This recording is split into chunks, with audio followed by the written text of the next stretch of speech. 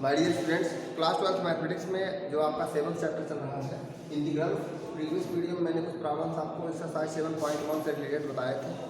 आइए देखते हैं आज की इस वीडियो में हम आपको एक्सरसाइज 7.1 के अदर प्रॉब्लम्स को बताएंगे।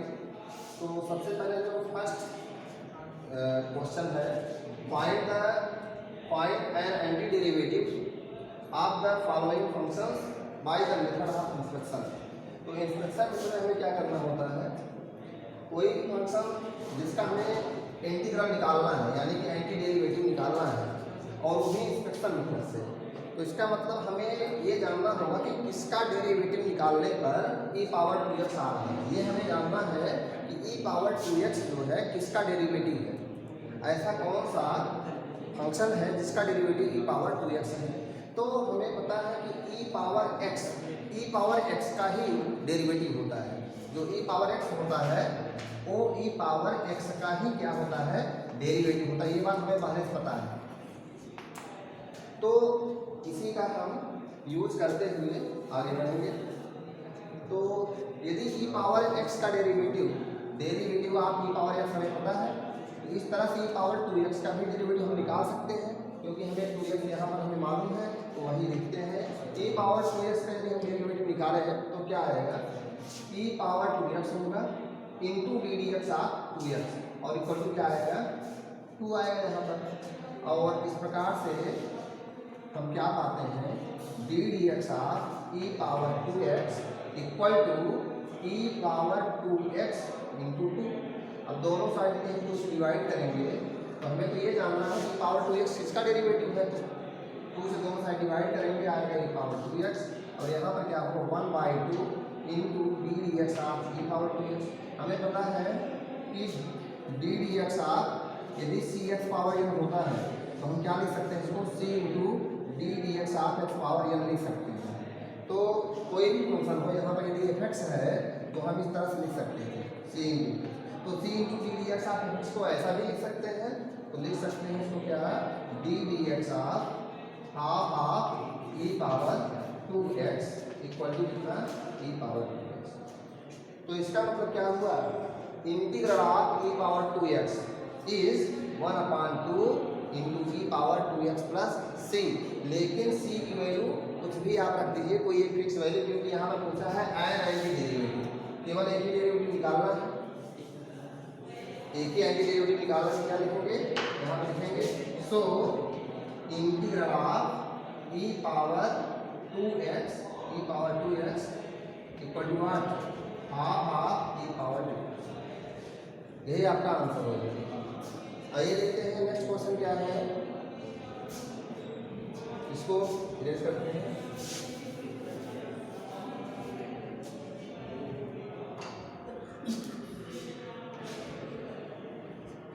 नेक्स्ट क्वेश्चन है हमारा sin 2x minus 4 e power 3x। इसका हमें एंटी डेरिवेटिव निकालना है। तो हमें ये देखना है कि किसका डेरिवेटिव है, this function minus this function. तो हमें पता है कि ये फंक्शन यदि हम इसको fx माने तो ये क्या है, fx है, और इसको अगर हम gx माने तो ये gx है। तो कुल मिलाकर ये fx माइनस gx के टाइप का फंक्शन है। तो हमें ये देखना है, एक बात हमें पता है कि यदि इसका हम एंटी डेरिवेटिव निकालना चाहेंगे, anti derivative of fx minus gx क्या होता है, इक्वल टू होता है anti derivative of fx dx minus anti derivative of gx dx। ये होगा, आपको ये पहले से पता है। अब इसी का इस्तेमाल करेंगे हम। तो इसका मतलब हुआ कि anti derivative of sine of 2x। आइए देखते हैं इसी का इस्तेमाल करते हैं हम। तो क्या लिख सकते हैं, anti derivative of sine 2x minus 4 e power 3x dx equal to क्या लिख सकते हैं, anti derivative of sine of 2x dx minus anti derivative of 4 into e power 3x dx। फिर से वही पुराना प्रोसेस, किसी भी फंक्शन के एंटी डेरिवेटिव निकालने का जो इंस्पेक्शन मेथड है वो क्या है, हम ये जानने की कोशिश करते हैं कि ये किस फंक्शन का डेरिवेटिव है। तो आइए देखते हैं, हमें पता है साइन x किसका डेरिवेटिव होता है, cos x का डेरिवेटिव होता है। अच्छी तरह से आपको पता है कि साइन x किसका डेरिवेटिव होता है, cos x का, मतलब माइनस ऑफ cos x का। तो मिलाकर कुछ cos जैसा हम कुछ लेंगे, अभी हम इसका डेरिवेटिव, इसका एंटी डेरिवेटिव निकाल पाएंगे।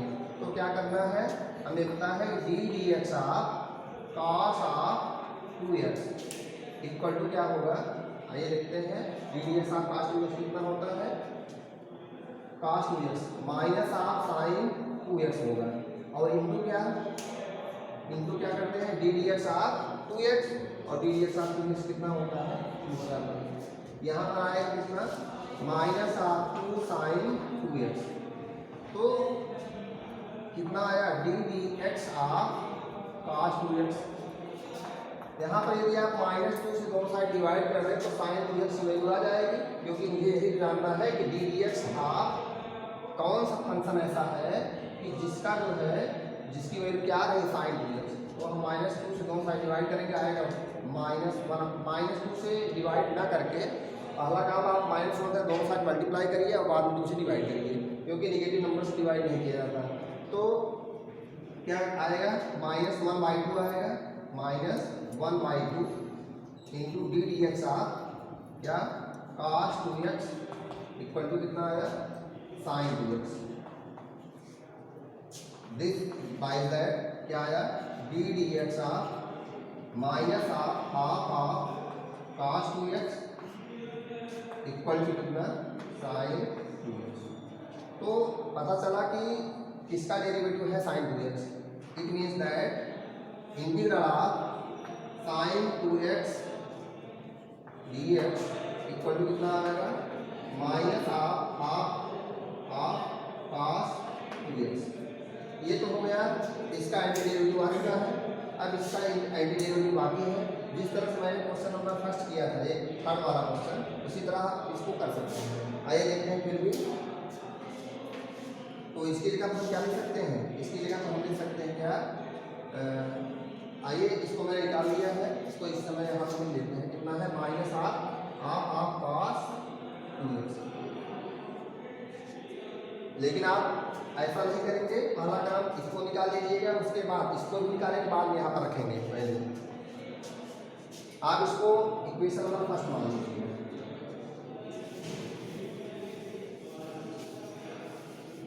इक्वेशन नंबर फर्स्ट, और यहाँ पर देखते हैं, आप समझें, इसको आप I1 मान लीजिएगा, इसको आप क्या मान लीजिएगा, I2 मान लीजिएगा। तो I1 की वैल्यू यहाँ पर देखिए आ चुकी है, तो इंटीग्रल ऑफ इसकी वैल्यू निकालनी है, इंटीग्रल ऑफ 4 इंटू ई पावर 3x। तो हमें पता है डी डी एक्स ऑफ कितना, e power 3x, D D x of e power 3x क्या आएगा, आइए देखते हैं, ई पावर 3x होगा, इंटू कितना हो जाएगा, 3, तो आएगा 3 इंटू ई पावर 3x। क्या करें, दोनों साइड 3 से डिवाइड कर देते हैं, ई पावर 3x, दोनों साइड डिवाइड करेंगे 3 से, और करेंगे 4 का मल्टीप्लाई भी कर देंगे, जिससे हमें ये मिल जाए पूरा। 3 से डिवाइड करेंगे, 4 का मल्टीप्लाई करेंगे, तो आएगा कितना, 4/3 D D x of e power 3x, 4 का मल्टीप्लाई 3 से डिवाइड करेंगे तो ई पावर 3x हो जाएगा। तो मिलाकर आया क्या, d D x of 4/3 e power 3x equal to कितना आया, 4 इंटू e power 3x। It means that what, integral of 4 e power 3x dx equal to कितना आ जाएगा, आएगा 4/3 ई पावर 3x। तो इसको हम क्या करते हैं, इक्वेशन नंबर सेकंड मान लेते हैं। तो from equation first and second what we get, तो I1 I2 की जगह क्या मिला हमें, माइनस क्या हुआ, 4/3 इंटू ई पावर 3x। यही आपका एंटी डेरिवेटिव हो गया। और कैसा anti derivative, an anti derivative, केवल एंटी डेरिवेटिव आपने निकालना है। तो शायद आपको इतना क्लियर हो गया होगा, देखो सर आप नोट कर सकते हैं।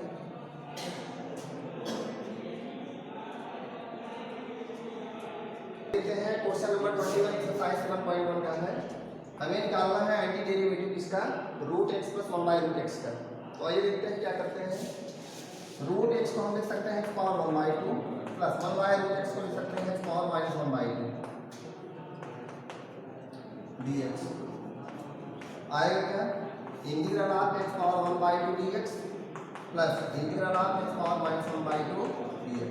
आप देखिए इंटीग्रल ऑफ x पावर एक फार्मूला है, इंटीग्रल ऑफ क्या x पावर एक फार्मूला है x power n plus 1 upon n plus 1 आएगा कितना x power 1 by 2 plus 1 upon 1 by 2 plus 1 अपना c1 हो जाएगा। अब बाद में करते हैं हम क्या कर देंगे, इसका इंटीग्रल कांस्टेंट और इस इंटीग्रल का कांस्टेंट लगा देंगे, क्या होगा c। तो आया क्या x power minus 1 by 2 plus 1 upon कितना माइनस 1 बाई 2 प्लस 1 कितना होगा 2 1 जा 2 plus 1 equal to 3 x power 3 by 2 upon कितना 3 बाई 2 और 3 बाई 2 का आएगा क्या 2 बाई 3 हो जाएगा प्लस इधर देखिए माइनस 1 बाई 2 प्लस 1 करेंगे कितना आएगा हाफ आएगा x पावर 1 बाई 2 और कितना हाफ करेंगे यहाँ पर आएगा 2 और प्लस क्या करते हैं c। यही आपका आंसर हो गया, यही आपका आंसर हुआ। आप इसको ऐसे लिख सकते हैं 2 by 3 x root x minus 2 root x plus c जो भी हो आप आंसर मैच कर लीजिए। तो यहाँ पर जो है अच्छा हाँ यहाँ पर प्लस हो जाएगा ठीक।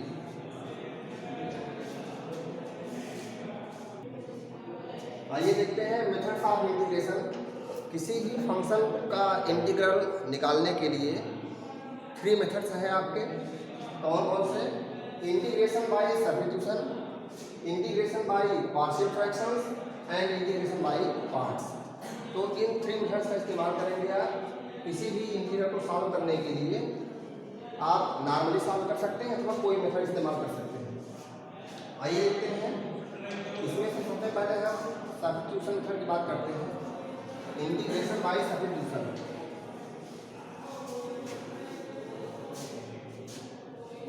आइए एक क्वेश्चन लेते हैं और हम सॉल्व करते हैं।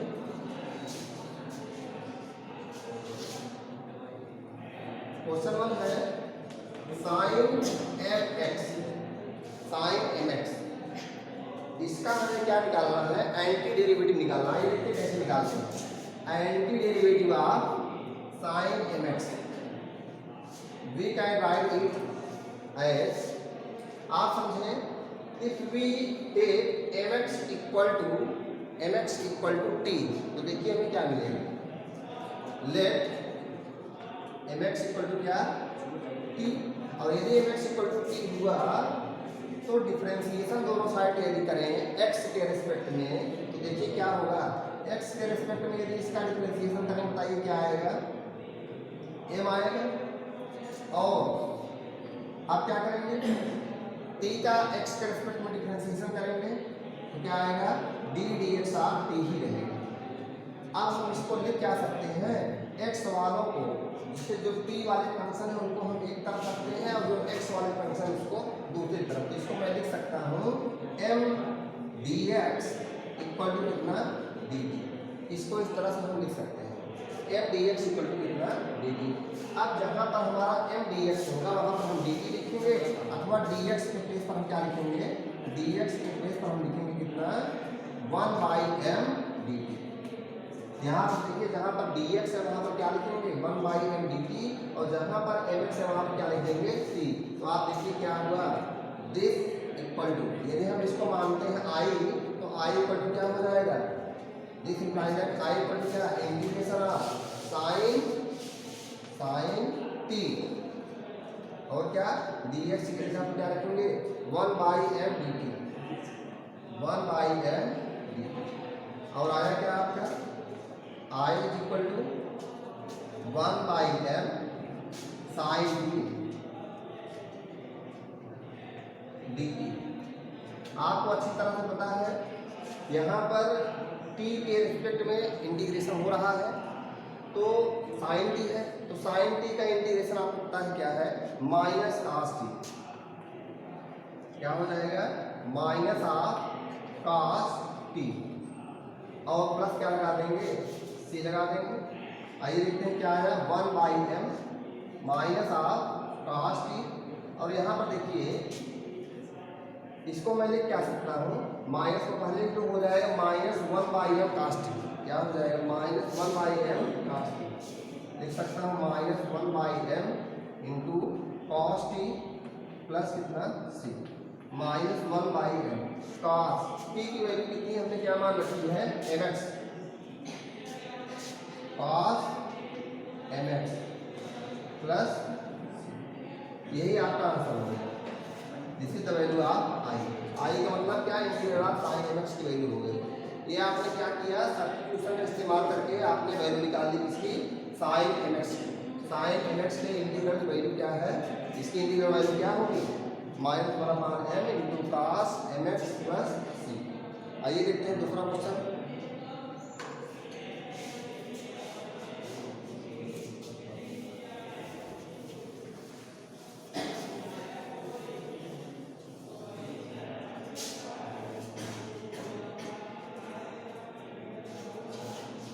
क्वेश्चन नंबर सेकंड देखते हैं 2x into sine x square plus 1।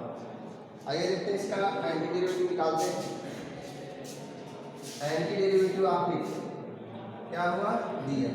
आइए हम इसी को y मान लेते हैं और क्या करते हैं, आपको पता है साइन x का इंटीग्रेशन आपको पता है, तो क्या करेंगे एक्स स्क्वायर प्लस 1 को क्या मान लेते हैं t मान लेते हैं।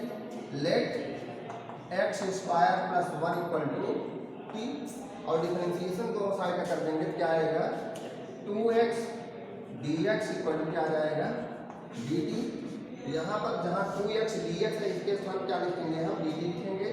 सो I will be equal to integration of 2x dx, यहाँ पर लिखिए 2x dx इसके स्थान क्या लिखेंगे dt लिखेंगे। और यहाँ पर क्या हुआ साइन एक्स स्क्वायर प्लस 1 की जगह पर लिखेंगे t और dt हुआ। और साइन t का हमें पता है क्या होता है minus of cos t plus c हो जाएगा। आएगा आंसर क्या माइनस ऑफ cos t की वैल्यू कितनी है एक्स स्क्वायर प्लस 1 प्लस यही आपका आंसर हो गया। आइए देखते हैं नेक्स्ट क्वेश्चन क्या है।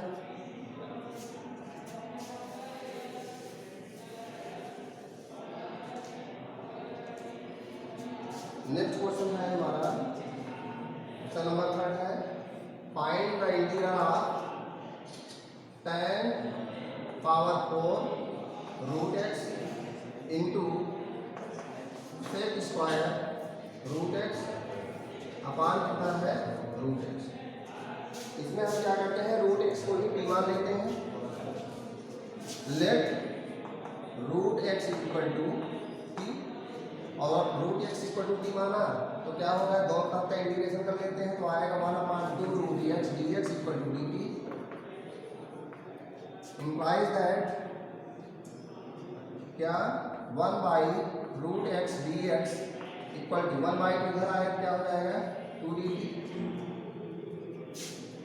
This will be equal to so I will be equal to कितना हुआ आइए देखते हैं आई इक्वल टू क्या आएगा इंटीग्रल ऑफ tan पावर 4 यहाँ क्या हुआ t सेक स्क्वायर t और यहाँ पर देखिए 1/√x की वैल्यू कितनी है 1/√x dx इक्वल टू यहाँ पर लिखेंगे 2 dt, तो यहाँ पर लिख देते हैं 2 dt। अब यहाँ पर हम क्या करते हैं फिर से एक बात प्रूव करते हैं। Let tan t equal to u और जब tan t को u मानेंगे और दोनों साइड जो है t के रिस्पेक्ट में डिफरेंशिएशन करेंगे तो क्या आएगा tan t का हो जाएगा sec square t dt equal to क्या हो जाएगा du और यही वैल्यू रख देते हैं हम क्या आएगा 2 इंटू tan t को मैंने u माना है तो u पावर 4 हो जाएगा। इधर sec square t dt equal to क्या लिख देंगे sec स्क्वायर t dt के हम du लिख देंगे। और हमें पता है इंटीग्रल ऑफ u पावर 4 क्या हो जाएगा u power 4 plus 1 that is 5 अपान क्या हो जाएगा 5 और प्लस क्या लिखेंगे प्लस t लिखेंगे। अब u की वैल्यू पुट कर दीजिए, u की वैल्यू कितनी है u की वैल्यू है tan t हो जाएगा tan पावर 5 t अपान कितना 5 और प्लस कितना c और t की वैल्यू रख देते हैं तो आएगा क्या 2 इंटू 2/5 लिख सकते हैं और tan पावर 5 है tan पावर 5 और t की वैल्यू कितनी है रूट एक्स t की वैल्यू यहाँ पर क्या आता था रूट एक्स। तो यही आपका आंसर हो गया। आई वैल्यू क्या आ गई यहाँ पर, ये आई वैल्यू क्या है